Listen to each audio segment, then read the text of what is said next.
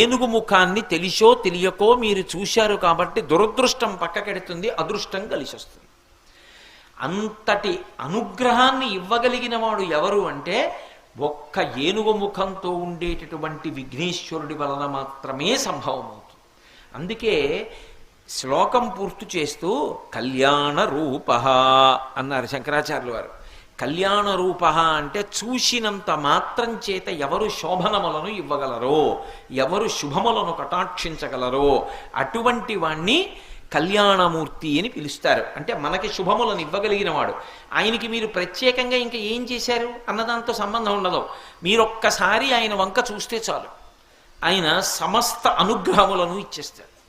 అలా ఇవ్వగలిగినటువంటి కళ్యాణ రూపం ఉన్నవాడు కాబట్టి ఆయన మహాదంతి వక్త్రాపి పంచాస్య మాన్య, అంత గొప్ప ఏనుగు ముఖంతో ప్రకాశిస్తూ ఉంటాడు.